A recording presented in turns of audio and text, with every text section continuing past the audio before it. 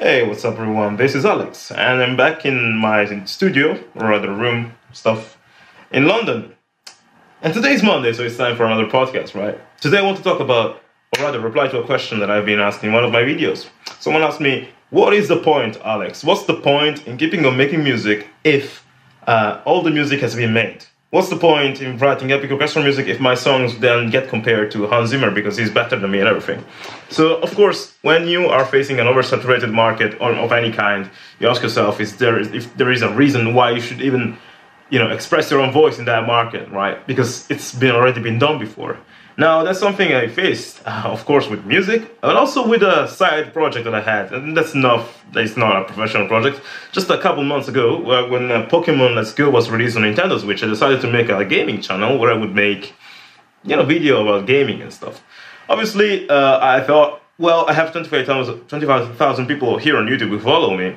And the only reason why I was able to amass such a big number of people to follow me on YouTube, I think, is the fact that I am, with this channel, solving a problem that is not being solved by other people or not in the same way that I am doing it. So that's one of the things I want to talk about. But basically, when I started this gaming channel, I thought if even just 10% of the people who are subscribed to my main channel care to see me, playing stuff, then I will get at least, 2,000 people following me there in a few days.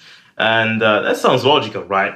I thought, well, you guys like me and stuff, So I opened that channel, started making a few videos, and noticed how difficult it is to make gaming videos, actually, because, it's not as easy as just playing the game. You have to be entertaining and everything. Thing that I could not do very well. So when people came to check out those videos, they noticed it was me, alright, but I wasn't as funny as Markiplier or PewDiePie or, I don't know, other people who make gaming videos.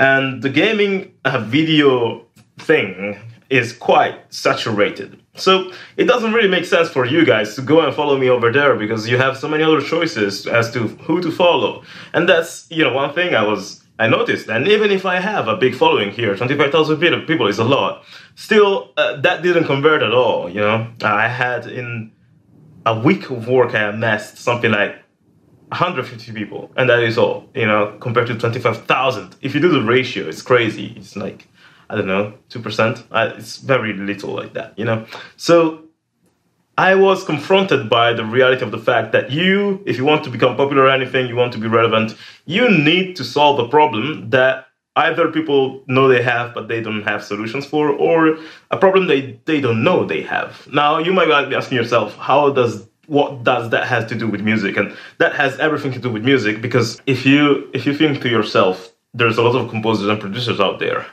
and I want to stand out, I want to have a career and everything. How can I do it? Well, the first thing I want to reply is to the question is it pointless to make music when there's so many other composers? And the answer is no. And the reason for it is this. So every single person, when we create art, we take inspiration from every single thing we saw, felt, heard, thought of in our lives. Also, like whenever you sit down and compose art, whenever you sit down in front of this computer here and you just do your stuff, like the FL Studio and stuff, you are summoning your experiences as a human being on planet Earth. That is what you're doing. In that sense, whatever you come up with cannot be what everyone else comes up with. There's going to be similarities because we have a culture. So we have genres, we have sounds that we tend to use a lot, we have chord progressions and some stylistic choices that are dictated by our status quo as human beings in this period of time, in this part of the earth. If you make music in the West, it's going to sound way different than if you make music in India, for example. But apart from that, apart from those generalities, there's some intuition in you, some creative voice, if you will, that is unlike any other. And this is true for every single one of us. In that sense, it's not pointless to make art, no matter who you are. It has a point, The art you make, no one else can make it. Now, what I said before, though, is that if you want to become popular, you need to solve a problem, right? So in that sense, you need to make sure that your art responds to a demand in the market. So that's why people go for genres. They see, oh, orchestral music is big now, so if I make orchestral music, people are going to like it. And that's, that's a good idea. Although you should, as I mentioned in my videos, my previous vlog about why not everyone should make music for a living, is that you should not necessarily do what people like. Sometimes you might just want to do what you like and solve your own problems, scratch your own itch, and maybe, you know, if you're lucky, you will find someone else who has the same itch, and you build a following out of that. Skrillex did that with dubstep. When he started making dubstep, that genre wasn't so hugely influential. And it was, you know, it was a niche genre. It was out there since the 90s or something. And then it exploded thanks to Skrillex. Why? Because he did something that made dubstep understandable for many people. He took a popular genre, which was like electro at the time, like basic electronic music, and he merged that with dubstep. So his dubstep was not normal dubstep, it was electro dubstep. The one that we heard, like a Bangarang and, you know, Scary Monsters and Nice Price, those songs they were electric dubstep. So it was a crossover between what our culture understood on a general level and a niche sort of genre. He blended the two worlds together it's as if he built a bridge between like the people who don't understand dubstep but do enjoy electronic music and people who love dubstep. And now he led people to cross over, and then he created a new culture pretty much with his songs. You could do the same thing. You know, you can write Hans Zimmer sort of music, but then in a style, like you can write, for example, JRPG music in a Hans Zimmer style, which is something I'm trying to do. If you check out my covers of Final Fantasy, that's what I'm doing, you know? And, you know, so doing that, like you don't have to reinvent the wheel. It's not a problem if people associate you with Hans Zimmer, but you need to make sure to add something to the equation, right? And just take what you like and fuse it with stuff that you like as well. Maybe stuff that other people like, you know.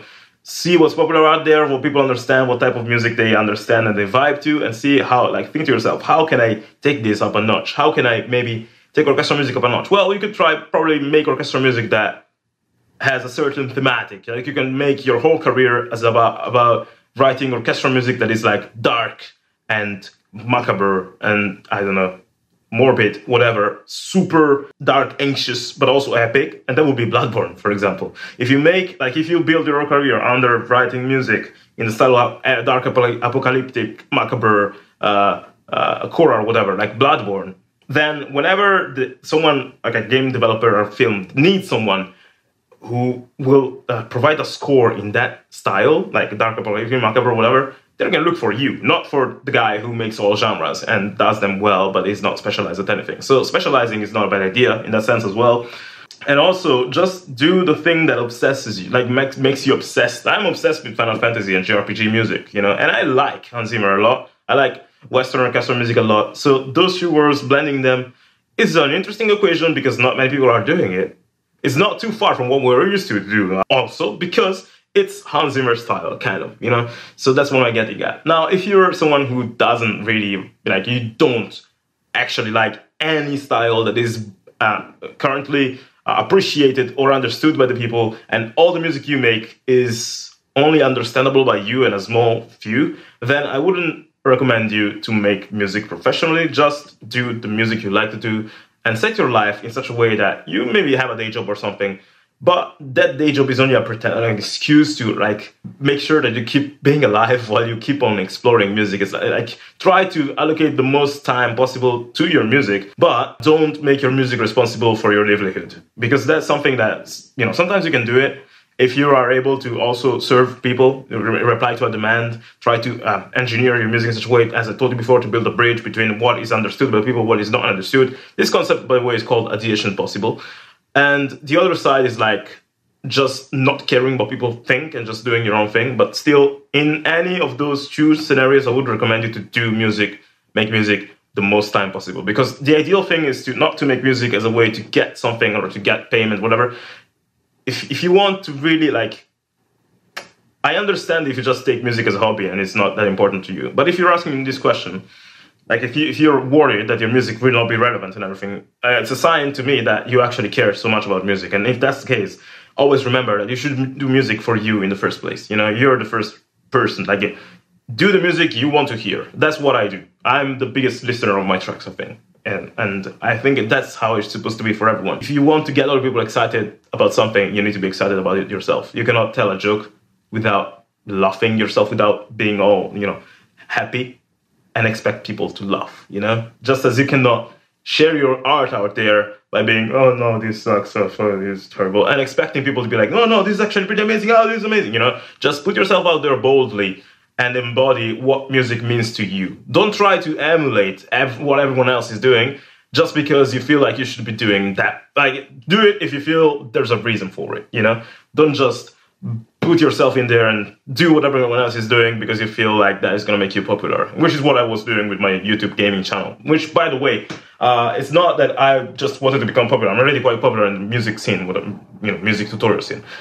But I noticed, wow, this channel is not that much different from other channels, and I'm less qualitatively prepared for this. So it makes sense for people to just check out the other channel. What would have made my channel special was if I maybe made videos about glitches that I found in Pokemon Let's Go, or lore videos, something that people were not talking about at all, you know, or funny challenges, stuff like that, you know. That would have made my channel worthwhile, and people would have gone and watched it, and they would have they would have got in there because they saw the differentiated content, but they would have sticked then because of me, probably, you know. So you need to lure people in by giving them, I wouldn't say what they want, but give them something that they can appreciate, but that also brings some novelty, you know? So you need to be the bridge, not necessarily the complete innovator that no one understands, but not even the guy who can be replaceable. Be the bridge. That's the best thing you can do. And another thing you can, like, as a composer, another thing you can do to make sure that you don't get, like, ignored is to actually be a very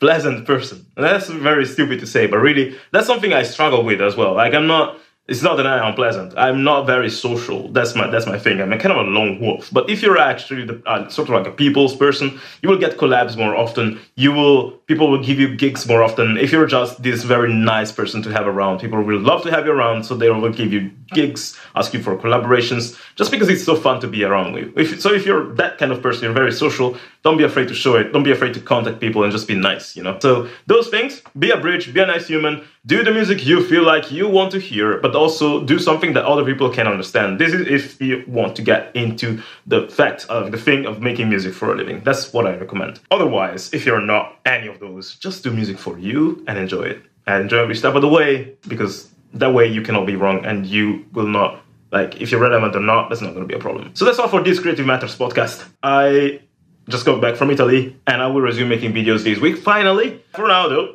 this is all. And let me know what you thought about this podcast, quick one. Maybe we're going to do an interview next week or 2 weeks in the future, whatever. We're going to see. So, yeah, you guys let me know. And for now, bye-bye.